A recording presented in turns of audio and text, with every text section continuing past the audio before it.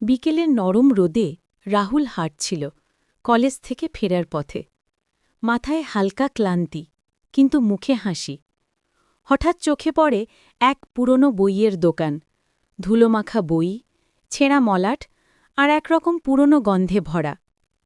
ভেতরে ঢুকে রাহুল দেখতে পেল এক কোণে রাখা একটা সোনালি কলম। কলমটার মাথায় নীল পাথরটা এমনভাবে ঝলমল করছে যেন আলো নিজেই বন্দী হয়ে আছে তার ভেতরে।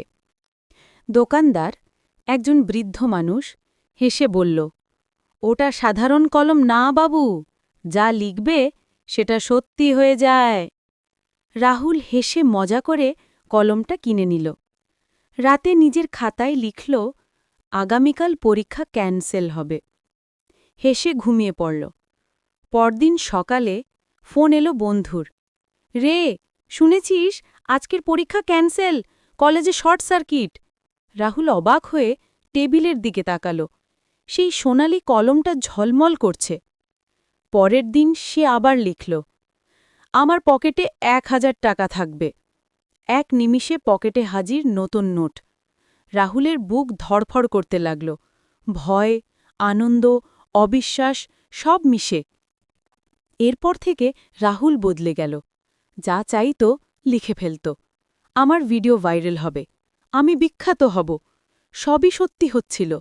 মানুষ চিনতে লাগল তাকে। রাহুল হয়ে গেল জনপ্রিয়। কিন্তু লোভ বাড়তেই থাকল। একদিন সে লিখল, যে কেউ আমার কলম নিতে চাইবে সে গায়েব হয়ে যাবে। দুদিন পর রোহিত, তার ঘনিষ্ঠ বন্ধু, রুমে এসে কলমটা দেখে বলল, দোস্ত, একবার দেখতে দে। রাহুল ঠান্ডা গলায় বলল, না, এটা আমার ভাগ্যের কলম, কেউ ছুতে পারবে না। ঠিক তখনই বাতাস থমকে গেল।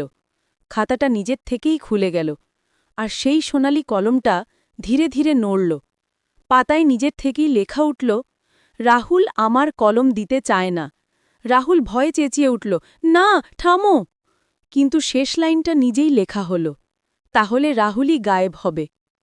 এক মুহূর্তে ঘর নিস্তব্ধ। চেয়ারে কেউ নেই, শুধু খোলা খাতা আর সোনালি কলমটা টেবিলের ওপর নরম আলো ছড়াচ্ছে, যেন নিজের মালিকের ভাগ্যটাই লিখে শেষ করেছে।